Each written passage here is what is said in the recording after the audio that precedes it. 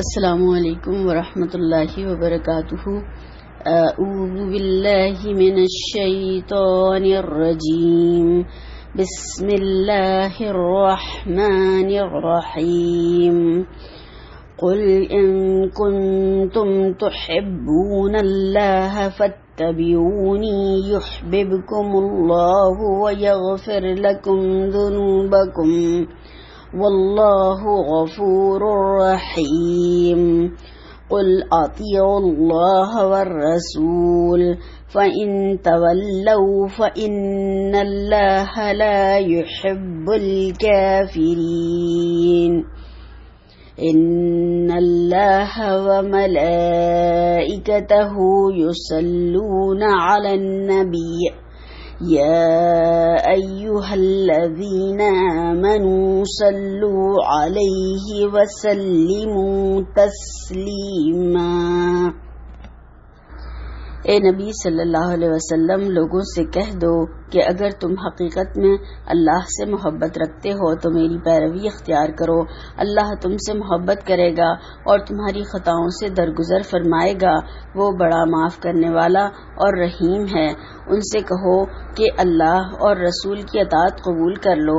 پھر اگر وہ تمہاری یہ دعوت قبول نہ کریں تو یقیناً یہ ممکن نہیں ہے کہ اللہ ایسے لوگوں سے محبت کرے جو اس کی اور اس کے رسول کی اطاعت سے انکار کرتے ہوں۔ اللہ اور اس کے ملائکہ نبی صلی اللہ علیہ وسلم پر درود بھیجتے ہیں۔ اے لوگوں جو ایمان لائے ہو، تم بھی ان پر درود و سلام بھیجو۔ نحمدہ ونصلی علی رسولہ الکریم۔ رب اشرح لی صدری ویسر لی امری واحلل عقدۃ من لسانی یفقہوا قولی۔ اللہم ارنا الحق حقا وارزقنا اتباعہ وارنا الباطل باطلا وارزقنا اجتنابہ، آمین یا رب العالمین۔ الحمدللہ، جیسا کہ ہم سب کو معلوم ہے کہ یہ ربیع الاول کا مہینہ ہے، تو اسی حوالے سے آج میں چند باتیں آپ کے سامنے رکھنا چاہتی ہوں۔ اللہ تعالیٰ اس میں میری مدد فرمائے اور ہم سب کو بہترین طور پر اس پر عمل کرنے کی توفیق عطا فرما دے، آمین ثم آمین۔ اسی سلسلے میں نے آج آپ کے سامنے سورہ آل عمران کی آیات 31 اور 32 رکھی اور ان کا ترجمہ کیا، اور سورہ احزاب کی آیت نمبر 56 اور اس کا ترجمہ آپ کے سامنے رکھا۔ اللہ تعالیٰ کا بے حد شکر احسان ہے کہ اس نے ہمیں انسان بنایا، اور اس سے بھی زیادہ شکر ہے کہ اللہ تعالیٰ نے ہمیں مسلمان بنایا، ورنہ اللہ تعالیٰ ہمیں کوئی جانور، کوئی کیڑا، کوئی مکوڑا، کوئی کسی طرح کی اور بھی مخلوق بنا سکتا تھا اور کسی کافر کے گھر میں بھی پیدا کر سکتا تھا۔ تو اس احسان عظیم پر کہ اللہ تعالیٰ نے ہمیں مسلمان بنایا، ہم پر یہ لازم ہے کہ ہم ہر وقت اللہ تعالیٰ کا شکر ادا کرتے رہیں۔ اللہ تعالیٰ کا ارشاد ہے کہ ہم نے مومنوں پر بڑا احسان کیا کہ خود انہی میں سے ایک رسول کو بھیجا۔ آپ صلی اللہ علیہ وسلم ہمارے ہادی اور رہنما بنا کر بھیجے گئے تھے۔ دین اسلام جو اللہ تعالیٰ کی طرف سے بہت بڑی نعمت ہے، یہ نعمت ہمیں اللہ کے نبی صلی اللہ علیہ وسلم کی وجہ سے ہی ملی۔ ہم دیکھتے ہیں کہ آپ صلی اللہ علیہ وسلم دنیا کے کامیاب ترین انسان تھے، اور اب بھی جو شخص بھی دنیا اور آخرت کی کامیابی حاصل کرنا چاہتا ہو، اس کو چاہیے کہ وہ آپ کی سیرت کا بار بار مطالعہ کرے، انہی سنہرے اصولوں پر عمل کرتے ہوئے مکمل آپ صلی اللہ علیہ وسلم کے اسوے کی پیروی کریں، تو اسی میں پھر اس کے لیے دنیا اور آخرت کی بھلائی ہے۔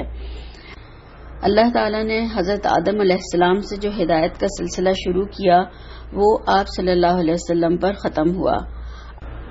آپ صلی اللہ علیہ وسلم خاتم الانبیاء ہیں اور رحمت للعالمین، یعنی تمام جہانوں کے لیے رحمت بنا کر بھیجے گئے۔ آپ صلی اللہ علیہ وسلم مکہ مکرمہ میں مبعوث کیے گئے۔ مکہ کی آبادی حضرت ابراہیم علیہ السلام کے خاندان سے ہوئی۔ اللہ تعالیٰ کے حکم سے انہوں نے اپنی بیوی اور بچے کو یہاں پر لا بسایا۔ یہ بالکل ایک بے آب و گیا وادی تھی، مگر پھر اللہ تعالیٰ نے معجزانہ طور پر یہاں زمزم کی شکل میں پانی کا بندوبست فرمایا۔ زمزم اللہ کی قدرت کی ایک نشانی ہے اور آج بھی دنیا میں ایک معجزے کی طرح سے موجود ہے۔ پھر اللہ تعالیٰ کے حکم سے ابراہیم علیہ السلام نے اپنے بیٹے اسماعیل علیہ السلام کے ساتھ مل کر اللہ تعالیٰ کا مقدس گھر خانہ کعبہ تعمیر فرمایا، اور پھر وہاں اللہ ہی کے حکم سے اذن عام دیا کہ لوگ دور دراز سے اس گھر کی زیارت کے لیے آئیں۔ اسی موقع پر ابراہیم علیہ السلام نے اللہ تعالیٰ سے دعا فرمائی، ربنا وابعث فیہم رسولا منہم یتلو علیہم آیاتک وَيُعَلِّمُهُمُ الْكِتَابَ وَالْحِكْمَةَ وَيُزَكِّيهِمْ إِنَّكَ أَنْتَ الْعَزِيزُ الْحَكِيمُ۔ سورہ بقرہ آیت نمبر 129۔ اے ہمارے رب، ان لوگوں میں خود انہی کی نسل میں سے ایک رسول مبعوث فرما جو انہیں تیری آیات سنائے اور ان کو کتاب اور حکمت کی تعلیم دے اور ان کی زندگیاں سنوارے، بے شک تو بڑا غالب اور حکمت والا ہے۔ حضرت ابراہیم علیہ السلام اپنا مشن پورا کر کے دنیا سے چلے گئے۔ اسماعیل علیہ السلام کی اولاد وہاں پر پھلتی پھولتی بڑھتی رہی۔ پھر ایک وقت ایسا بھی آیا کہ ان لوگوں نے توحید کے اس مرکز خانہ کعبہ کو بتوں کی آلائش سے بھر دیا۔ حضرت ابراہیم علیہ السلام کی مانگی ہوئی دعا تقریباً 2500 سال بعد قبول ہوئی، اور رسول اللہ صلی اللہ علیہ وسلم توحید کے پیغامبر بن کر دنیا میں تشریف لائے۔ آپ صلی اللہ علیہ وسلم نے آ کر لوگوں کو ایک اللہ کی عبادت کی دعوت دی۔ فرمایا، لوگوں لا الہ الا اللہ کہو، فلاح پا جاؤ گے۔ اس کے پڑھنے اور سننے والے دونوں خوب اچھی طرح سے اس کلمے کا مطلب سمجھتے تھے کہ اس کو پڑھ کر پھر انہیں کیا کیا قربانیاں دینی ہوں گی۔ آپ صلی اللہ علیہ وسلم 13 سال تک مکہ میں یہ پیغام برابر لوگوں کو پہنچاتے رہے۔ آپ صلی اللہ علیہ وسلم کو ہر طریقے سے ڈرایا گیا، دھمکایا اور ستایا گیا، مگر جب دیکھا کہ آپ صلی اللہ علیہ وسلم اپنے کام سے باز نہیں آ رہے ہیں تو پھر بڑی بڑی پیشکشیں کی گئیں کہ اگر آپ سرداری چاہتے ہیں تو ہم آپ کو اپنا سردار بنا لیتے ہیں، اگر آپ کہیں شادی کرنا چاہتے ہیں تو ہم وہاں پر آپ کی شادی کروا دیتے ہیں، اور اگر آپ بیمار ہیں تو ہم ایک سے ایک اچھے طبیب کو بلا کر آپ کا علاج کروا دیتے ہیں۔ آپ صلی اللہ علیہ وسلم نے تمام پیشکشیں رد کر دیں اور فرمایا کہ اگر تم میرے دائیں ہاتھ میں سورج اور بائیں ہاتھ میں چاند بھی لا کر رکھ دو گے تب بھی میں اس کام کو نہیں چھوڑ سکتا، یا تو میری جان اس کام میں چلی جائے یا پھر اللہ تعالیٰ اپنے اس دین کو غالب کر دے۔ یہ تھا آپ صلی اللہ علیہ وسلم کا عزم۔ جب مشرکین مکہ آپ صلی اللہ علیہ وسلم سے بالکل ہی مایوس ہو گئے تو انہوں نے ظلم و ستم کی حد کر دی اور آپ صلی اللہ علیہ وسلم کے قتل کی سازشیں شروع کر دی۔ اللہ تعالیٰ کا حکم آ گیا کہ آپ صلی اللہ علیہ وسلم صحابہ کرام کے ساتھ مدینہ ہجرت کر جائیں۔ آپ صلی اللہ علیہ وسلم نے اللہ کی خاطر اپنا پسندیدہ شہر مکہ کو چھوڑ دیا اور مدینہ ہجرت فرما گئے۔ پھر اللہ تعالیٰ نے آپ صلی اللہ علیہ وسلم کی مدد فرمائی اور ہجرت کے 8ویں سال ہی ایک فاتح کی حیثیت سے آپ صلی اللہ علیہ وسلم مکہ میں داخل ہوئے۔ بغیر کسی خون خرابے کے اس توحید کے مرکز کو آپ صلی اللہ علیہ وسلم نے بتوں کی آلائش سے پاک اور صاف کر دیا۔ کسی سے بھی کوئی ذاتی بدلہ یا انتقام نہیں لیا بلکہ اپنے جانی دشمنوں تک کو معاف کر دیا اور ایک بے نظیر مثال قائم فرما دی۔ آپ صلی اللہ علیہ وسلم کے دنیا سے تشریف لے جانے کے بعد صحابہ کرام رضوان اللہ علیہم اجمعین نے آپ کے پیغام کو 100 سال کے اندر اندر پوری معلوم دنیا یعنی مشرق اور مغرب تک پہنچا دیا۔ اس طرح یہ پیغام آج ہم تک پہنچا۔ ہم خیر امت یعنی امت وسط ہیں اور یہ امت نکالی ہی لوگوں کے لیے گئی ہے، مگر ہم لوگ بحیثیت امت اور بحیثیت مسلمان اپنی ذمہ داری کو ٹھیک طور سے ادا نہیں کر رہے ہیں، تو آج پھر دنیا اندھیرے میں بھٹک رہی ہے، حیران اور پریشان اسی دوراہے پر کھڑی ہے جہاں آپ صلی اللہ علیہ وسلم کے آنے سے پہلے کھڑی تھی۔ یہ جرم ہمارا یعنی مسلمانوں ہی کا ہے کہ انہوں نے اللہ کی کتاب کو بند کر کے رکھ دیا ہے، نہ خود فائدہ اٹھا رہے ہیں اور نہ دنیا کو فائدہ پہنچانے کی کوئی کوشش ہے۔ اس کتاب کو صرف حصول برکت، ایصال و ثواب اور جن بھوت بھگانے کا ذریعہ ہی سمجھا ہوا ہے، اور یہاں تک کہ آپ صلی اللہ علیہ وسلم کی سیرت اور سنتوں کو بھی پس پش ڈال دیا ہے۔ کتاب الہی اور آپ صلی اللہ علیہ وسلم کی رہنمائی کے بغیر لوگ پریشان ہیں، دکھی ہیں، بھٹک رہے ہیں۔ وہ بڑی بڑی رقمیں خرچ کر کے بھی اسی طرح سے انسان اور کائنات کی کچھ حقیقتیں معلوم کرنا چاہتے ہیں، زمین و آسمان کے کچھ راز معلوم کرنا چاہ رہے ہیں، اور یہ بھی کہ مرنے کے بعد انسان کی روح کہاں چلی جاتی ہے، اس کے اوپر کیا گزرتی ہے اور اس کے ساتھ کیا معاملات پیش آتے ہیں۔ ان سب سوالات کو معلوم کرنے کے لیے لوگ اپنا وقت، اپنا مال، اپنی جان، اپنی پوری زندگیاں، اپنی صلاحیتیں لگا رہے ہیں، یہاں تک کہ آج تو قبروں میں بھی کیمرے لگا کر دیکھ رہے ہیں کہ انسان کے ساتھ کیا معاملہ پیش آتا ہے، مگر ابھی تک ان کے ہاتھ کچھ بھی نہیں آیا ہے۔ آج کے دور کے حوالے سے ہم 2-3 مثالیں ان لوگوں کی دیکھتے ہیں جو اللہ اور رسول صلی اللہ علیہ وسلم کو سرے سے مانتے ہی نہیں ہیں۔ جو انسان بھی دنیا میں پیدا ہوتا ہے اور جس کو اللہ تعالیٰ نے شعوری حس عطا فرمائی ہے، وہ جب اپنے اور کائنات پر غور و فکر کرتا ہے تو ضرور سوچتا ہے کہ میں کہاں سے آیا ہوں، میرا مقصد زندگی کیا ہے، مجھے کہاں واپس جانا ہے، میرا انجام کیا ہوگا، اس کائنات کی حیثیت اور حقیقت کیا ہے۔ یہ ہر انسان کی فطری طلب اور خواہش ہوتی ہے کہ وہ اپنے آس پاس کی چیزوں کو جاننے کی کوشش کرتا ہے۔ دنیا میں جتنا بھی پیغمبر آئے ان سب نے انسان کو انہی سوالات کے جواب دیے، مگر جن لوگوں یا جن قوموں نے یہ تسلیم نہیں کیا کہ اس کائنات کا رب اللہ ہے اور ہمیں اسی کی طرف پلٹ کر جانا ہے اور یہ پیغمبر اللہ کے بھیجے ہوئے ہیں، تو پھر انہوں نے تلاش و جستجو کے دوسرے راستے نکالے اور اپنے طریقوں سے یہ سب باتیں جاننے کی کوشش کی، اور اب بھی برابر وہ اسی کام میں لگے ہوئے ہیں۔ کائنات کا سراغ لگانے کے لیے، زمین و آسمان کی حقیقت اور کائنات کا کنارہ یعنی اینڈ معلوم کرنے کے لیے انہوں نے ایک انتہائی طاقتور دوربین 1980 میں ایجاد کی جس کی قیمت $78 ملین تھی۔ ایک اور ایسی ہی دوربین ایجاد کی ہے جس سے چاند کا اگلا اور پچھلا حصہ نظر آ سکے۔ اس پر بھی کم و بیش اتنی ہی رقم ان لوگوں کی لگ چکی ہے۔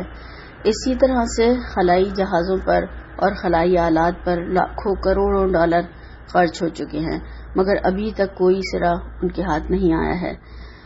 ہزاروں نے اپنی عمریں اس کام میں لگا دی ہیں، کیونکہ ایک ایک تحقیق پر سالوں لگ جاتے ہیں، اور وہ سائنٹسٹ انتہائی قدر و منزلت کی نگاہ سے دیکھا جاتا ہے جو فطرت کا کوئی راز معلوم کر لیتا ہے۔ پینسلوینیا میں یہ لوگ ایک انوکھی تحقیق کر رہے ہیں، اور وہ ہے برین ٹرانسپلانٹیشن۔ کڈنی اور آئی ٹرانسپلانٹ کے بارے میں تو ہمیں سب کو معلوم ہی ہے، مگر دماغ بدل کر دوسرا لگانا کوئی آسان کام نہیں ہے۔ اس کے لیے انہوں نے ترکیب یہ کی ہے کہ جب انتہائی بوڑھا اور تجربے کار سائنٹسٹ مرنے لگتا ہے تو اس بوڑھے سائنٹسٹ کی گردن کاٹ کر ایک جوان سائنٹسٹ کی بھی گردن کاٹ کر اس بوڑھے کا سر اس جوان کے دھڑ پر لگایا جائے، تاکہ بوڑھے کا تجربہ اور جوان کی طاقت مل کر شاید ان کے کچھ کام آ سکے، کیونکہ ایک سائنٹسٹ جب سالوں کے علم اور تجربے کے بعد دنیا کو کچھ معلومات دینا چاہتا ہے تو وہ انتہائی بوڑھا ہو چکا ہوتا ہے اور پھر وہ مر جاتا ہے۔ ایک ایک تحقیق پر کم از کم 80 اور 100 سال لگ جاتے ہیں۔ دماغ کو بدلنے کے لیے کوشش اور تجربات برابر جاری ہیں اور کسی حد تک کامیاب بھی ہو چکے ہیں، مگر ریڑھ کی ہڈی کا فلوئڈ ابھی تک نہیں جوڑ پا رہا ہے۔ باقی چیزیں تو وہ لگا چکے ہیں۔ وہ اس بات پر بھی راضی ہیں کہ یہ ان کا تیار کردہ انسان صرف بستر پر پڑے ہی کچھ نہ کچھ دنیا کی حقیقتیں ان کو بتا سکے، کیونکہ جب تک ریڑھ کی ہڈی سے دماغ کا کنیکشن درست نہ ہوگا ان کا یہ بوڑھا پلس جوان چل پھر نہیں سکتا ہے اور ان کے لیے زیادہ فائدہ مند بھی ثابت نہیں ہو سکتا۔ انہوں نے صرف ایٹم یعنی ذرے کی تحقیق پر $275 ملین خرچ کیے ہیں اور ذرات تولنے کی مشینیں ایجاد کی ہیں۔ ہمیں تو پہلے ہی 1500 سال پہلے سورہ زلزال میں اللہ تعالیٰ نے بتا دیا کہ ذرہ برابر نیکی اور بدی تول کر سامنے لے آئی جائے گی۔ ذرے تولنے کا اسکیل اللہ کے پاس پہلے ہی موجود ہے، انہوں نے اتنے تجربے کر کے اتنی مال اور صلاحیتیں لگا کر اب حاصل کیا ہے۔ اب ہمیں یعنی مسلمانوں کو اللہ تعالیٰ کا کتنا شکر ادا کرنا چاہیے، کتنا بڑا احسان ماننا چاہیے کہ اس نے ہمیں یہ ساری انفارمیشن اور ساری حقیقتوں کا علم آپ صلی اللہ علیہ وسلم کی شکل میں بغیر کچھ خرچ کیے ہی عطا فرما دیا۔ آپ صلی اللہ علیہ وسلم کو معراج کی رات 7 آسمانوں کی سیر کرائی گئی۔ آپ صلی اللہ علیہ وسلم براق پر بیٹھ کر راتوں رات بیت المقدس، جنت اور دوزخ کا مشاہدہ اور 7 آسمانوں کی سیر کر کے واپس بھی آ گئے۔ کوئی شاعر اس بارے میں کہتا ہے، 2 عالم کی مسافت کر کے طے وہ شخص جب لوٹا، حرارت جسم کی اس کے یوں ہی بستر پر رکھی تھی۔ صلی اللہ علیہ وسلم۔ آپ صلی اللہ علیہ وسلم کا یا مسلمانوں کا اس سفر پر کیا خرچ آیا، یا آپ صلی اللہ علیہ وسلم نے اللہ تعالیٰ کو کیا پیمنٹ کیا؟ کچھ بھی نہیں۔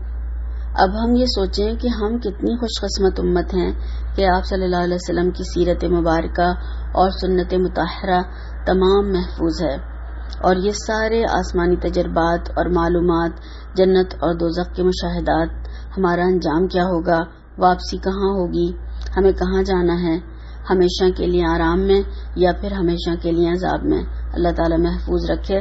تو یہ ساری چیزیں، یہ ساری خبریں، یہ ساری باتیں ہمیں بتا دی گئی ہیں۔ تو یہ تمام انفارمیشن ہمیں بالکل فری میں ملی ہے، کوئی ہم نے اس پہ اپنا مال نہیں لگایا، اسی لیے ہمیں اس کی کوئی قدر نہیں، جبکہ انہیں ہزاروں اور بلکہ کروڑوں خرچ کرنے کے بعد بھی کچھ حاصل نہیں ہو رہا ہے۔ آج ہمیں اس بات کا قطعی کوئی اندازہ نہیں ہے، نہ احساس ہے کہ جو قومیں اس پیغام حق کے بغیر زندگی گزار رہی ہیں وہ کتنی دکھی ہیں، کتنی پریشان، کتنی ہلاکت میں مبتلا ہیں۔ دنیا کے تمام مادی وسائل، تمام دنیاوی عیش و آرام اور راحتوں کے باوجود خودکشی کا ریٹ انہی ملکوں میں ساری دنیا سے زیادہ ہے۔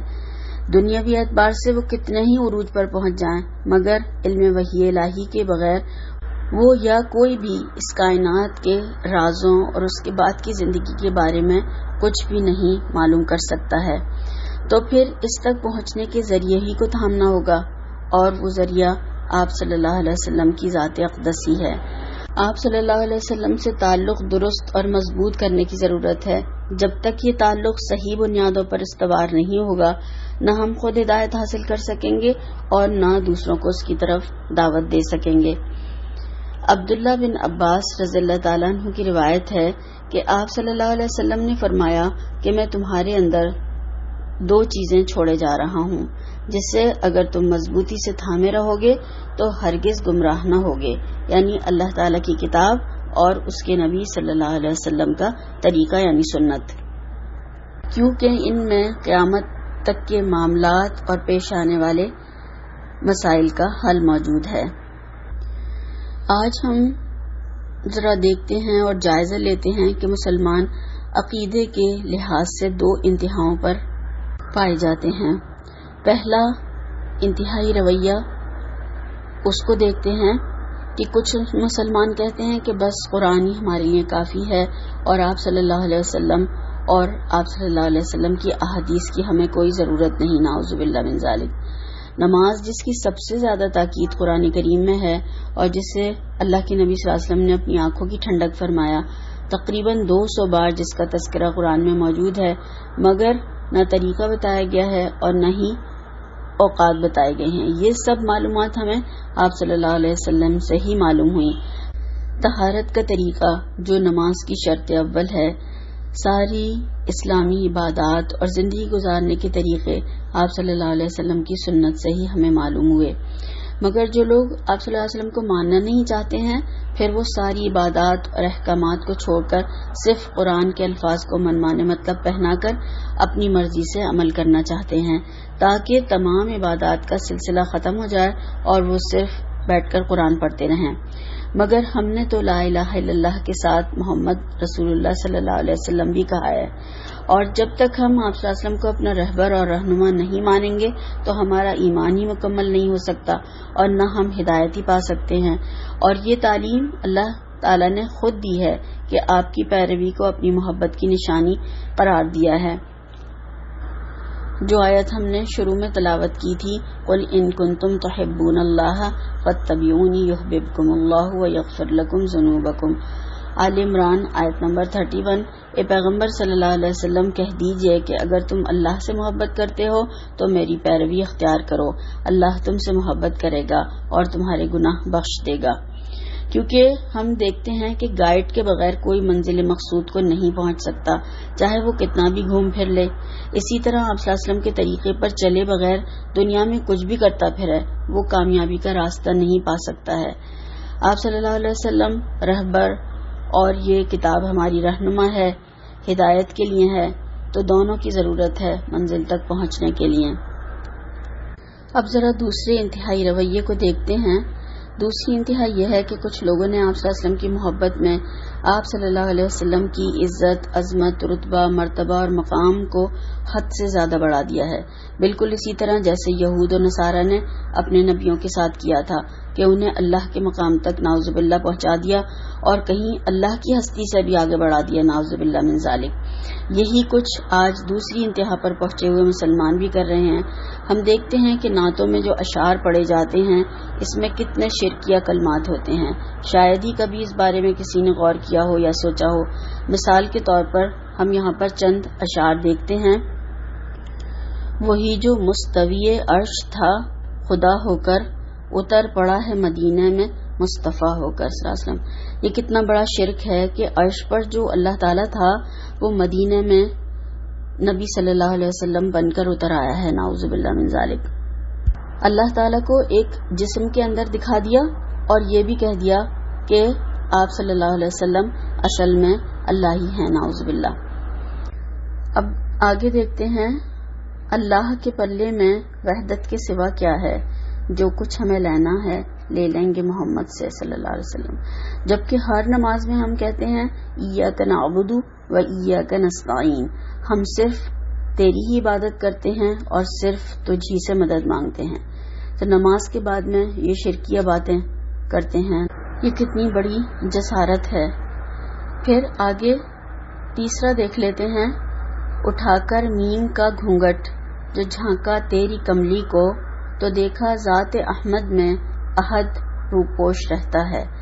یعنی آپ صلی اللہ علیہ وسلم کی ذات کے اندر اللہ تعالیٰ موجود رہتا ہے، جیسے کہ عیسائیوں نے حضرت عیسیٰ علیہ السلام کو هو اللہ کہا، یعنی وہی اللہ ہیں۔ وہی عقیدہ مسلمانوں نے بھی اختیار کر لیا ہے، اکثریت گمراہ لوگوں کے پیچھے چل رہی ہے۔ اور یہ بھی معلوم نہیں کہ شرک وہ گناہ ہے جس سے کہ سارے اعمال ضائع ہو جاتے ہیں اور مشرک کی کبھی بخشش نہیں ہوگی، باقی جس کو اللہ تعالیٰ چاہیں گے معاف فرما دیں گے۔ بخاری اور مسلم کی حدیث ہمیں ملتی ہے، آپ صلی اللہ علیہ وسلم نے فرمایا کہ تم لوگ میرے بارے میں غلو مت کرنا، جیسا کہ نصارہ نے ابن مریم کے سلسلے میں غلو کیا، بلکہ میں ایک بندہ ہوں تو تم لوگ مجھے اللہ کا بندہ اور اس کا رسول ہی کہو۔ یعنی آپ صلی اللہ علیہ وسلم نے فرما دیا، اس کے بعد پھر کون جسارت کر سکتا ہے اس طریقے کی باتوں کی۔ پھر ایک اور دیکھتے ہیں جو کہ بہت مشہور ہے اور بہت اس کے دیوانے لوگ آپ کو ملیں گے۔ شاعر کہتا ہے، بھر دو جھولی میری یا محمد صلی اللہ علیہ وسلم، لوٹ کر میں نہ جاؤں گا خالی۔ جبکہ آپ صلی اللہ علیہ وسلم نے اپنی بیٹی فاطمہ رضی اللہ تعالی عنہا اور اپنی پھوپھی حضرت صفیہ رضی اللہ تعالی عنہا سے کہہ دیا تھا کہ تم یہاں مجھ سے جو مانگنا ہے وہ مانگ لو، میں وہاں تمہارے کچھ کام نہ آ سکوں گا۔ تو اور کون پھر توقع رکھ سکتا ہے اور کون تکیہ کر سکتا ہے کہ غلط کام کر کے آپ صلی اللہ علیہ وسلم اس کی سفارش کر دیں گے اور وہ بچا لیا جائے گا؟ ایسا نہیں ہو سکتا۔ ایک آخری دیکھتے ہیں، شاعر کہتا ہے، کعبے کی عظمتوں کا منکر نہیں ہوں لیکن کعبے کا بھی کعبہ میٹھے نبی کا روزہ صلی اللہ علیہ وسلم، ہر مکان سے بالا میٹھے نبی کا روزہ صلی اللہ علیہ وسلم، عرش علا سے اعلیٰ میٹھے نبی کا روزہ صلی اللہ علیہ وسلم۔ اللہ تعالیٰ اور اس کے خانہ کعبہ جو اس کا گھر ہے، جو مقام اور مرتبہ ہے اس کا، وہ تو دنیا میں کسی بھی چیز کا نہیں ہے، اور اللہ کی کرسی اور عرش کے برابر تو کوئی چیز ہو ہی نہیں سکتی ہے۔ وہ خود فرماتا ہے، وسیع کرسی السماوات والارض، یعنی اس کا اقتدار اور اس کی کرسی یعنی حکومت زمین اور آسمان پر چھائی ہوئی ہے، تو اس کے عرش اور اس کی کرسی کی کیا کیفیت ہے یہ تو وہی بہتر جانتا ہے، اس کے بارے میں تو ہم کچھ جانتے بھی نہیں ہیں۔ یہ تمام شرکیہ کلمات ہیں، بلکہ اللہ کے غضب کو دعوت دینے والی باتیں ہیں۔ ہمیں ان دونوں انتہاؤں سے بچ کر آپ صلی اللہ علیہ وسلم کی صحیح پیروی قرآن اور سنت کے مطابق کرنی ہے انشاءاللہ تعالی۔ اس بات کو ہم ایک مثال کے ذریعے سے اچھی طرح سے سمجھ سکتے ہیں کہ ایک اگر کوئی الیکٹرانک مشین ہے ہمارے پاس، اس کی وائرنگ اگر درست نہیں ہے تو ہم اس مشین سے کوئی بھی فائدہ نہیں اٹھا سکتے۔ بظاہر دیکھنے میں وہ مشین کتنی بھی خوبصورت اور حسین ہو، کتنی بھی قیمتی ہو، مگر ہم اس سے کچھ بھی کام نہیں لے سکتے جب تک کہ ہم اس کی وائرنگ کو درست نہ کر لیں۔ تو بالکل اسی طرح سے ربیع الاول کو طرح طرح کی روشنیاں کر لینا، طرح طرح کی جھنڈیاں لگا لینا، عطر کی بارش کرنا، پھولوں کی پتیاں نچھاور کرنا، آپ صلی اللہ علیہ وسلم کی شان میں نعتیں اور قصیدے اور شرکیہ باتیں کرنا، آپ صلی اللہ علیہ وسلم کا نام آنے پر اپنے ہاتھوں کو چومنا، گھروں کو خاص طور پر سجانا وغیرہ وغیرہ، یہ سب چیزیں کچھ بھی کام نہیں آ سکتی انسان کے۔ ایک شاعر حقیقت حال کو بیان کرتے ہوئے کہتا ہے، نعتیں پڑھنا، نعتیں کہنا خوب، مگر کیا یہ زبانی دعوے ہیں یا دل سے ہمیں اقرار بھی ہے؟ ہم یہ سوچیں کہ یہ ساری چیزیں کرنے سے آپ صلی اللہ علیہ وسلم کیسے خوش ہوں گے، جبکہ نہ تو آپ صلی اللہ علیہ وسلم نے ان کاموں کا حکم دیا ہے اور نہ تاکید فرمائی ہے، نہ خود کیے، بلکہ ہمیں تو حکم یہ دیا گیا ہے کہ جو رسول تمہیں دیں وہ لے لو اور جس سے منع کریں اس سے رک جاؤ۔ جو کیا وہ کرنا ہے، جس سے منع کیا وہ نہیں کرنا، اور جو نہیں کیا وہ کبھی بھی نہیں کرنا ہے۔ اصل تو پھر فرمانبرداری یہ ہے۔ تو اس لیے ہمیں قرآن و سنت کی روشنی میں یہ طے کرنا ہے کہ آپ صلی اللہ علیہ وسلم سے ہمارا تعلق کیسا ہونا چاہیے۔ اس بارے میں بھی قرآن ہماری رہنمائی کرتا ہے۔ آپ صلی اللہ علیہ وسلم اللہ تعالیٰ کے پسندیدہ انسان تھے اور ہمارے لیے بہترین نمونہ یعنی رول ماڈل آپ صلی اللہ علیہ وسلم کی ذات میں موجود ہے۔ اللہ تعالیٰ کا ارشاد ہے، لَقَدْ كَانَ لَكُمْ فِي رَسُولِ اللَّهِ أُسْوَةٌ حَسَنَةٌ، آپ صلی اللہ علیہ وسلم کی ذات میں تمہارے لیے بہترین نمونہ موجود ہے۔ اور یہاں پر جو حسنہ کہا گیا اس کے معنی اتنا خوبصورت نمونہ کہ جس سے انسان کا دل خوش ہو جائے، یعنی آپ کی ذات ایسا نمونہ تھی ہمارے لیے جس سے ہمارا دل خوش ہو جائے اور پھر خوشی خوشی ہمارے لیے عمل بھی آسان ہو جائیں۔ آپ صلی اللہ علیہ وسلم کی شخصیت اور کردار اور اخلاق ایسا ہی تھا کہ لوگ آپ کے گرد جمع ہو جاتے تھے، جو دیکھتا تھا وہی محبت کرنے لگ جاتا تھا۔ اسی لیے وہ لوگ آپ صلی اللہ علیہ وسلم کو ساحر اور جادوگر بھی کہتے تھے۔ جو آپ صلی اللہ علیہ وسلم کے قریب آتا تھا پھر وہ آپ کا ہو کر رہ جاتا تھا، پھر وہ وہاں سے جانا ہی نہیں چاہتا تھا۔ اور جب حضرت عائشہ رضی اللہ تعالیٰ عنہ سے دریافت کیا گیا کہ آپ صلی اللہ علیہ وسلم کا اخلاق کیسا تھا، تو انہوں نے فرمایا کہ بس قرآن ہی آپ صلی اللہ علیہ وسلم کا اخلاق تھا۔ کیا تم نے قرآن نہیں پڑھا؟ یعنی جو قرآن میں بتایا گیا ہے وہی آپ صلی اللہ علیہ وسلم نے کر کے دکھایا۔ ہمیں سوچنا یہ ہے کہ کیا ہمارا اخلاق و کردار بحیثیت ایک مسلمان کے ایسا ہی ہے، یا پھر روشنیاں کر کے، نعتیں پڑھ کر اور یہ تمام جو کام کر کے ایسا اخلاق خود بخود بن جائے گا ہمارا؟ اس صدی کے بہت سے غیر مسلم مورخوں اور شاعروں نے بھی آپ صلی اللہ علیہ وسلم کے بارے میں بہت کچھ لکھا ہے۔ مائیکل ایچ ہارٹ عیسائی مورخ ہے، اس نے 100 کامیاب لوگوں کے حالات زندگی جمع کیے اور ان کے بارے میں ایک کتاب لکھی ہے۔ اس میں اس نے نمبر 1 پر آپ صلی اللہ علیہ وسلم کا نام لکھا ہے کہ آپ صلی اللہ علیہ وسلم دنیا کے کامیاب ترین انسان تھے۔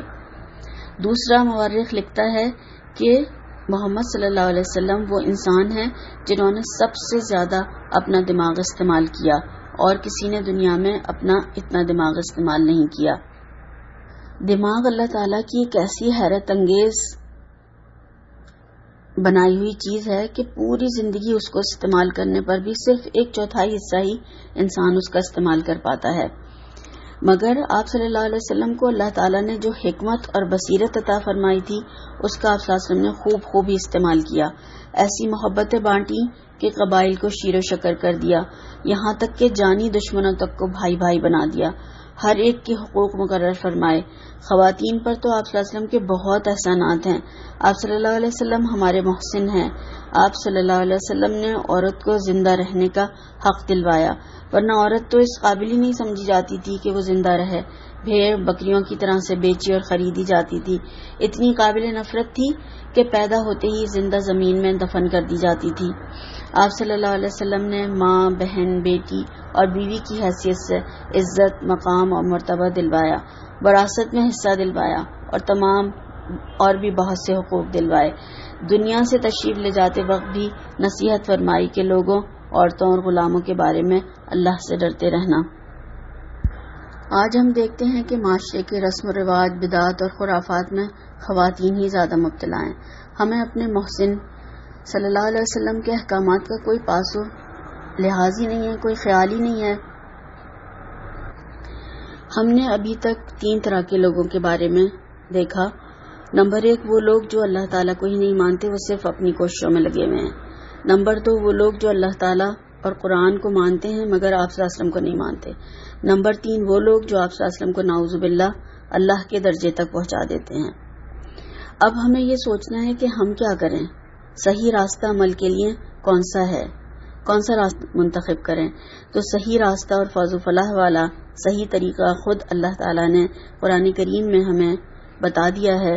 ارشاد باری تعالیٰ ہے، ایمان لاؤ اللہ پر اور اس کے رسول پر جو نبی امی ہیں، جو خود بھی اللہ کے کلمات پر ایمان لاتا ہے، اور اس کا اتباع کرو تاکہ تم کامیاب ہو جاؤ، فلاح پا جاؤ۔ اس میں ہمارے لیے عمل کے لیے 2 چیزوں کی نشاندہی کی گئی ہے۔ نمبر 1 ایمان باللہ اور نمبر 2 اتباع رسول صلی اللہ علیہ وسلم۔ ایمان کو آپ صلی اللہ علیہ وسلم نے سب سے اعلیٰ اور افضل عمل قرار دیا ہے۔ حدیث کے حوالے سے دیکھتے ہیں، ابو ہریرہ رضی اللہ تعالیٰ عنہ سے روایت ہے، آپ صلی اللہ علیہ وسلم سے سوال کیا گیا کہ سب سے اچھا یا افضل عمل کون سا ہے؟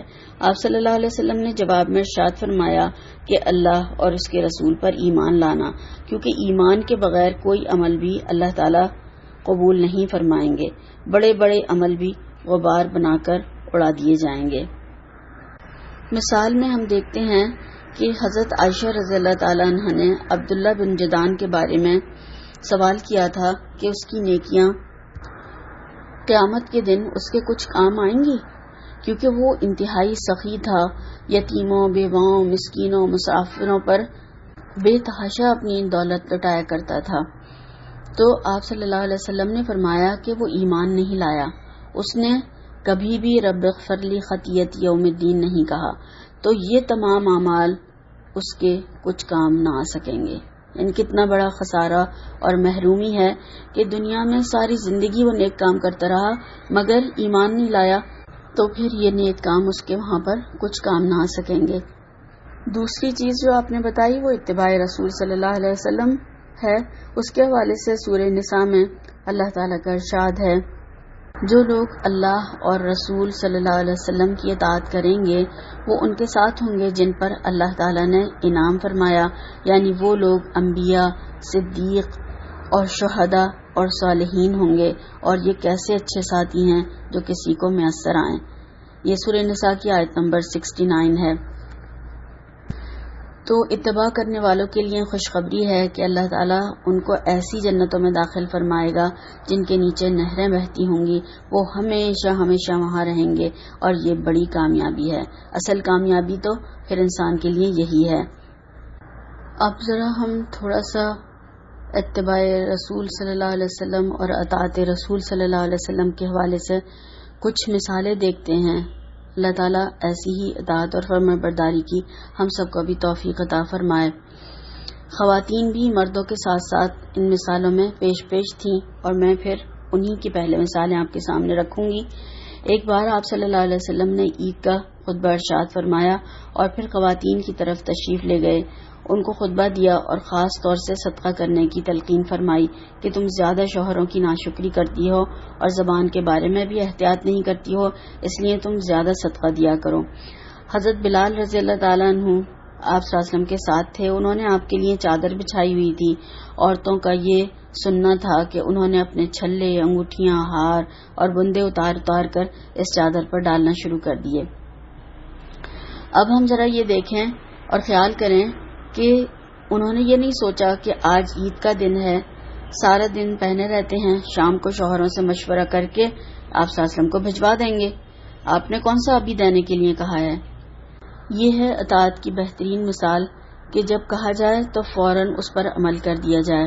اسی طرح سے ایک دوسرا واقعہ ہمیں ملتا ہے کہ جب پردے کا حکم آیا، خواتین فوراً باپردہ ہو گئیں، اور اس حکم کے بعد والی نماز میں تمام خواتین باپردہ مسجد آئیں۔ جو قدم باہر تھے وہ اندر نہ گئے، جو اندر تھے وہ باہر نہ گئے، کہ کہیں آپ صلی اللہ علیہ وسلم کے حکم کی نافرمانی نہ ہو جائے۔ انہوں نے یہ نہیں کہا کہ اور نہ سوچا کہ اب سارے لوگ تو ہمیں دیکھ چکے ہیں، اب ان سے کیا پردہ کیا جائے، اور بعد میں کر لیں گے، کل سے شروع کر لیں گے۔ اسی طرح ایک اور مثال ہمیں ملتی ہے حضرت عبداللہ بن مسعود رضی اللہ تعالیٰ عنہ کی۔ ان کے بارے میں آتا ہے کہ وہ ایک بار مسجد نبوی میں داخل ہو رہے تھے کہ آپ صلی اللہ علیہ وسلم کا یہ ارشاد سنا، بیٹھ جاؤ۔ اسی حالت میں ایک پاؤں مسجد سے باہر تھا اور ایک اندر تھا، وہیں پر بیٹھ گئے۔ آپ صلی اللہ علیہ وسلم نے جب دیکھا تو فرمایا، اے عبداللہ وہاں کیوں بیٹھے ہو، اندر آ جاؤ۔ تو کہنے لگے، جب میں مسجد میں داخل ہو رہا تھا تو آپ کا یہ ارشاد سنا، بیٹھ جاؤ، تو وہیں پر بیٹھ گیا، کہیں ایسا نہ ہو کہ آپ کے حکم کی نافرمانی ہو جائے۔ اسی طرح سے ایک اور واقعہ ہمیں ملتا ہے، ایک شخص آیا آپ صلی اللہ علیہ وسلم کی محفل میں اور اس نے سونے کی انگوٹھی پہنی ہوئی تھی۔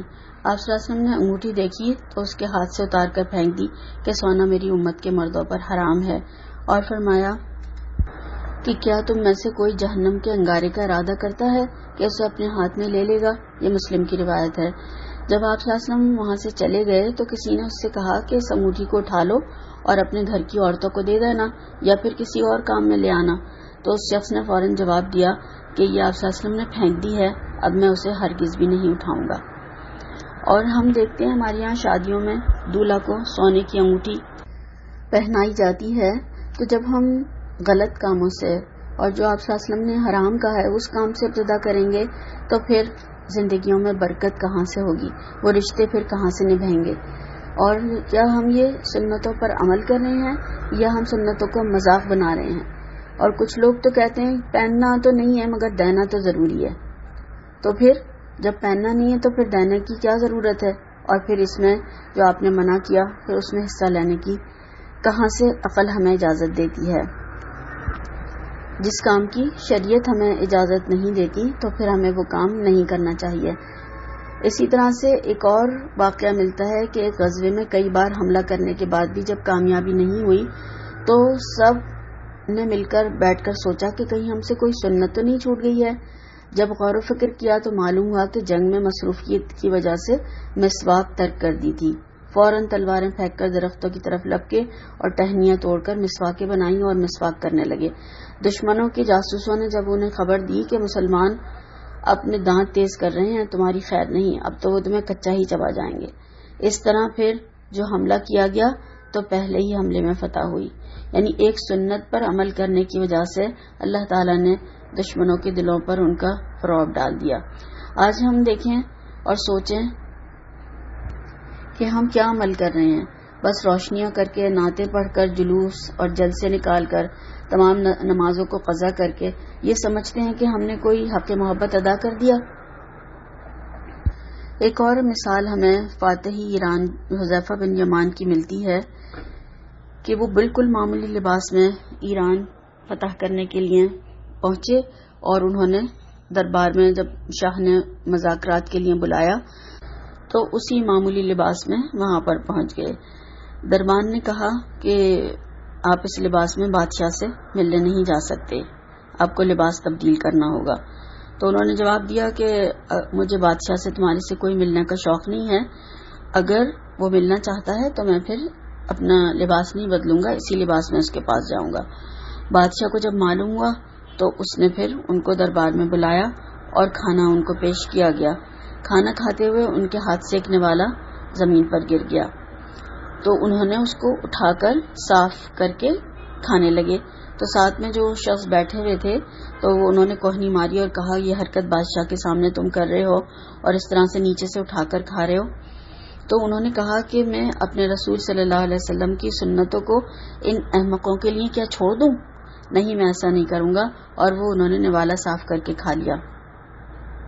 اس وقت کی دو ہی سپر پاور تھیں، ایک روم، دوسرا ایران۔ رومی عیسائی تھے اور ایرانی آتش پرست یعنی مجوسی تھے۔ جب بادشاہ سے بات کرنے کا یعنی مذاکرات کا وقت آیا تو بادشاہ کے سامنے جا کر کھڑے ہو گئے اور کہا کہ یا تو ہمیں بھی کرسی دی جائے، ہم بیٹھیں گے، اور یا پھر بادشاہ بھی اٹھ کر کھڑا ہو جائے۔ آپ صلی اللہ علیہ وسلم کی مجلس میں کبھی ایسا نہیں ہوا اور یہ آپ کا طریقہ نہیں ہے۔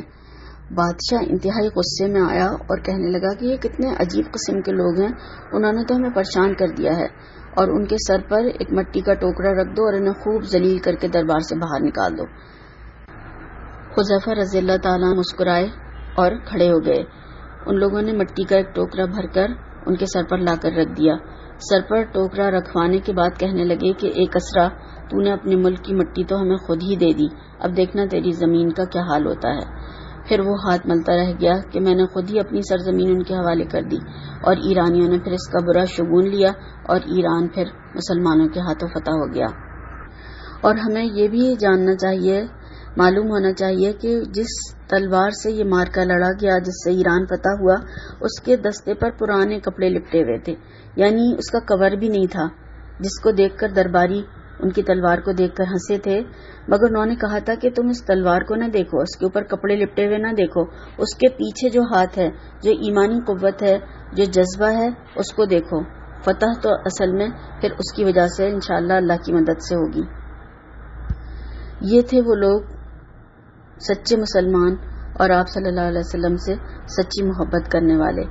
ہم دیکھیں کہ وہ سپہ سالار تھے، اسلامی فوج کے کمانڈر تھے، اچھا لباس پہن سکتے تھے، مگر انہیں یہ معلوم تھا کہ کوئی اچھا لباس پہننے سے اچھا نہیں بن جاتا جب تک کہ اس کا اخلاق و کردار اور اس کا عمل اچھا نہ ہو۔ آج مسلمان جتنا لباس پر خرچ کر رہے ہیں شاید ہی کسی اور چیز پر ہوتا ہو، خاص کر خواتین ایک دوسرے سے بڑھ چڑھ کر سبقت لے جانے میں ہزاروں لاکھوں خرچ کر رہی ہیں، یہاں تک کہ اس دوڑ میں مرد مقروض ہوئے جا رہے ہیں اور حرام کمانے پر مجبور ہوئے جا رہے ہیں۔ اور دوسرا اسراف ہمارا کھانوں پر ہے کہ ہمارے یہاں یہ عام ہو گیا ہے، جھوٹی شان کے لیے پلیٹیں بھر بھر کے اور بہت ساری ڈشز بنانا اور آدھا پھینکنا آدھا کھانا، گلاس میں آدھا پینا آدھا چھوڑ کے پھینک دینا، کہ لوگ دیکھیں گے تو کیا کہیں گے کہ کہیں کھایا پیا نہیں ہے یا بیچارہ بہت غریب ہے۔ تو نبی کریم صلی اللہ علیہ وسلم کا خود حال جو ہمیں پتہ چلتا ہے کہ آپ نوالا گر جاتا تھا تو اس کو اٹھا کر صاف کر کے کھا لیتے تھے۔ اکرم الخبز جو کہا ہے، روٹی کی عزت کیا کرو، جو اللہ نے تمہیں نعمتیں اور رزق دیا ہے اس کی عزت کرو۔ اور یہ تکبر کی علامت بتائی گئی ہے کہ انسان اللہ کے رزق کو ضائع کرے۔ اور آج ہم خود انفرادی طور پر اپنے آپ کو دیکھیں اور سوچیں کہ ہم کتنا زیادہ اللہ تعالیٰ کا رزق ضائع کر رہے ہیں۔ انہوں نے بھرے دربار میں اس سنت پر عمل کیا اور ہمیں لوگوں کی پرواہ زیادہ ہوتی ہے، لوگ کیا کہیں گے۔ اللہ اور رسول صلی اللہ علیہ وسلم کی کوئی پرواہ نہیں ہے، عام طور پر ہمارا یہی رویہ اور عمل ہے، اس سے ہی ہمیں سب سے زیادہ درست کرنے کی ضرورت ہے۔ آپ صلی اللہ علیہ وسلم سے سچی محبت کے حوالے سے دیکھتے ہیں، آپ صلی اللہ علیہ وسلم کے پاس ایک اعرابی آیا اور پوچھا کہ اللہ کے رسول صلی اللہ علیہ وسلم یہ بتائیے کہ قیامت کب آئے گی۔ آپ صلی اللہ علیہ وسلم اس کے سوال پر مسکرائے اور فرمایا کہ بتا تو نے اس کے لیے کیا تیاری کی ہوئی ہے۔ وہ تھوڑا سا شرما گیا اور کہنے لگا کہ تیاری تو میرے پاس کچھ نہیں ہے، بس اللہ اور اس کے رسول صلی اللہ علیہ وسلم سے محبت کرتا ہوں۔ تو آپ صلی اللہ علیہ وسلم نے فرمایا کہ جو جس سے محبت کرے گا وہ اسی کے ساتھ اٹھایا جائے گا۔ سبحان اللہ، کتنی بڑی خوشخبری سنائی آپ صلی اللہ علیہ وسلم نے اس شخص کو۔ تو اس خبر سے مدینہ منورہ میں ایک خوشی کی لہر دوڑ گئی، کیونکہ وہ آپ صلی اللہ علیہ وسلم سے سچی محبت کرتے تھے۔ جس بھی چیز سے آپ نے روکا فوراً رک گئے، جس چیز کا حکم دیا وہ فوراً تعمیل کرنے کے لیے کھڑے ہو گئے۔ یہی سچی محبت کا تقاضا ہے، ہمیں بھی اپنے آپ کو چیک کرنا چاہیے۔ ایک اور مثال دیکھتے ہیں، آپ صلی اللہ علیہ وسلم کی کو یہ پسند نہ تھا کہ جب آپ صلی اللہ علیہ وسلم محفل میں داخل ہوں تو لوگ آپ صلی اللہ علیہ وسلم کی تعظیم میں کھڑے ہوں، تو صحابہ باوجود خواہش کے کھڑے نہیں ہوتے تھے کہ کہیں آپ صلی اللہ علیہ وسلم برا نہ مان جائیں۔ اور آج جو سلام کھڑے ہو کر چیخ چیخ چلا چلا کر پڑھا جاتا ہے، جبکہ آپ صلی اللہ علیہ وسلم نے زندگی میں کھڑے ہونے سے منع فرمایا تھا۔ ایک تو حکم عدولی ہے یعنی نافرمانی ہے، اور اس میں دوسرا شرک بھی ہے، نعوذ باللہ من ذالک۔ اللہ تعالیٰ کی طرح آپ صلی اللہ علیہ وسلم بھی ہر جگہ حاضر اور ناظر سمجھ کر پڑھ رہے ہوتے ہیں کہ آپ آ کر یہاں پر ہمارا سلام سن رہے ہیں، نعوذ باللہ۔ اہل مدینہ کہتے تھے کہ ہمارے لیے وہ دن سب سے زیادہ خوشی کا دن تھا جب آپ صلی اللہ علیہ وسلم مدینہ میں تشریف لائے، اور وہ دن سب سے زیادہ غم اور اندھیرے کا دن تھا جب آپ صلی اللہ علیہ وسلم دنیا سے تشریف لے گئے۔ مگر آج مسلمان عید میلاد النبی صلی اللہ علیہ وسلم کے نام سے جو خوشیاں مناتے ہیں، چراغاں کرتے ہیں، وہ یہ نہیں سوچتے کہ آپ صلی اللہ علیہ وسلم اسی دن دنیا سے تشریف لے گئے۔ پچھلے سال تو جس طرح سے عیسائی کرسمس کا کیک کاٹتے ہیں اور وہ مناتے ہیں ان کی سالگرہ عیسیٰ علیہ السلام کی، اسی طرح آپ صلی اللہ علیہ وسلم کے لیے کیک کاٹ کر باقاعدہ سالگرہ منائی گئی۔ یہ سب کرنے والے سوچیں کہ کس کے پیچھے چل رہے ہیں، کل پھر انجام بھی انہی لوگوں کے ساتھ ہوگا، کیونکہ آپ صلی اللہ علیہ وسلم نے فرمایا ہے جو لوگ جس قوم کے طریقے کی پیروی کرے گی وہ پھر انہی کے ساتھ قیامت کے دن اٹھائی جائے گی۔ آپ نے تو صرف 2 عیدیں بتائی ہیں، عید الفطر اور عید الاضحیٰ، یہ تیسری عید میلاد النبی کہاں سے آئی صلی اللہ علیہ وسلم؟ یہ آپ صلی اللہ علیہ وسلم کا طریقہ نہیں ہے، اور نہ آپ صلی اللہ علیہ وسلم کے بے حد محبت کرنے والے صحابہ کرام سے ہی ثابت ہے کہ اتنی محبت کے باوجود کسی نے بھی عید میلاد النبی منائی ہو اور یہ سارے کام جو آج مسلمان کر رہے ہیں کیے ہوں۔ آج ہمارے دعوے بہت زیادہ ہیں کہ ہم آپ صلی اللہ علیہ وسلم سے بے حد محبت کرتے ہیں، مگر کیا ہم نے تھوڑا سا وقت لگا کر بھی آپ کے بارے میں جاننے کی کوشش کی کہ آپ دنیا میں کیوں بھیجے گئے تھے؟ آپ صلی اللہ علیہ وسلم کا مشن کیا تھا؟ ساری زندگی آپ نے کیا کیا؟ معاملات کیسے تھے؟ کیسے رہتے تھے؟ کیا کرتے تھے؟ کتنی مشقتیں، کتنی تکلیفیں اٹھائیں، کتنی مصیبتیں، کتنی پریشانیاں، دکھ برداشت کیے؟ ساری رات امت کے لیے سجدے میں روتے تھے۔ آپ صلی اللہ علیہ وسلم نے اپنا سب کچھ اسلام اور مسلمانوں کے لیے لگا دیا۔ یہ سب آپ نے کیوں کیا؟ آپ بھی قیصر کسریٰ کی طرح سے زندگی گزارتے، عیش کرتے۔ آپ کہتے تو صفا مروہ سونے کے ہو جاتے، جو ساری زندگی عیش سے رہنے کے لیے کافی ہو جاتا آپ کے لیے اور آپ کی اولادوں کے لیے، مگر آپ نے ایسا نہیں کیا۔ یہ سب جاننے کے لیے ہمیں سیرت اور احادیث کی بے شمار کتب موجود ہیں، ان کو پڑھنا ہے۔ جب ہم آپ صلی اللہ علیہ وسلم کے بارے میں اور خاص کر آپ کے جو ہمارے اوپر احسانات ہیں ان کے بارے میں پڑھیں گے تو آپ صلی اللہ علیہ وسلم سے قربت اور محبت کا احساس پیدا ہوگا، اور اطاعت اور پیروی کرنا پھر ہمارے لیے آسان ہو جائے گی۔ اصل کام، اصل مشن جو تھا آپ صلی اللہ علیہ وسلم کا، یہ تھا کہ بس کسی طرح سے اللہ کے بندوں کو اللہ سے جوڑ دیا جائے، لوگ فلاح پا جائیں، کل کے برے انجام اور عذاب سے بچ جائیں۔ یہ جذبہ آپ صلی اللہ علیہ وسلم کو ہر وقت بے چین کیے رہتا تھا۔ دیکھا ہے جو کچھ میں نے، اوروں کو بھی دکھلا دے۔ ہم بھی اپنے اندر پھر یہی جذبہ پیدا کریں اور اس مشن کے لیے تیار ہو جائیں کہ صحیح دین پر خود بھی عمل کریں اور دوسرے لوگوں تک بھی پہنچائیں انشاءاللہ تعالی، تبھی ہم کچھ حق ادا کر سکتے ہیں۔ اور اس راہ میں اپنا وقت، اپنا مال، اپنی جان، اپنا آرام، اپنی پسند و ناپسند، اپنا گھر بار، اپنی اولاد، اپنی تمام تر قوت، طاقت، صلاحیتیں، اپنے سارے رشتے، ناطے، تعلقات لگائیں گے، تبھی اپنے دعوی محبت میں سچے ثابت ہوں گے، جیسے کہ صحابہ کرام رضی اللہ تعالی عنہم اجمعین نے ثابت کر دیا تھا کہ وہ دعوی محبت میں سچے تھے، اور اطاعت کا پھل انہوں نے پھر دنیا میں بھی پایا اور آخرت میں بھی ان کو جنت کی خوشخبری مل گئی۔ دونوں راستے ہمارے سامنے کھلے ہیں کہ ہم اطاعت کر کے جنت کی طرف جانے والا راستہ اختیار کرتے ہیں، یا پھر خدا نخواستہ نافرمانی کر کے دوزخ کی طرف جانے والا راستہ، کیونکہ آپ صلی اللہ علیہ وسلم نے فرمایا ہے کہ جس نے میری اطاعت کی اس نے دراصل میری بات مانی، وہ جنت میں جائے گا، اور جس نے میری نافرمانی کی اس نے گویا انکار کیا اور وہ جنت میں نہیں جا سکے گا۔ سفر ہے شرط مسافر نواز بہتیرے، ہزار ہا شجر سایہ دار راہ میں۔ اللہ تعالیٰ سے دعا ہے کہ وہ آپ صلی اللہ علیہ وسلم سے ہمیں سچی محبت کرنے والا بنا دے اور آپ صلی اللہ علیہ وسلم کی صحیح پیروی اور اطاعت اختیار کرنے والا بنا دے، اور آخرت میں آپ صلی اللہ علیہ وسلم کی شفاعت نصیب فرمائے اور آپ کے ہاتھوں آب کوثر پینا نصیب فرمائے۔ جب تک زندہ رکھے اللہ تعالیٰ ایمان کی بہترین حالت میں اور خاتمہ بالخیر اور بہترین ایمانی حالت میں ہمیں دنیا سے اٹھائے۔ اے اللہ، اس میں جو غلطی اور کمی اور کوتاہی ہو گئی ہو اپنی رحمت سے اسے معاف فرما دینا اور اس کو صحیح کر کے قبول فرما لینا، اور بہترین عمل کی ہمیں سب کو توفیق عطا فرما اور اسے آخرت میں ہمارے لیے اجر کا ذریعہ بنا دے۔ ربنا تقبل منا انك انت السميع العليم وتب علينا انك انت التواب الرحيم. سبحان ربك رب العزة عما يصفون وسلام على المرسلين والحمد لله رب العالمين وصلى الله تعالى على خير خلقه محمد وآله وأصحابه أجمعين برحمتك يا أرحم الراحمين. سبحانك اللهم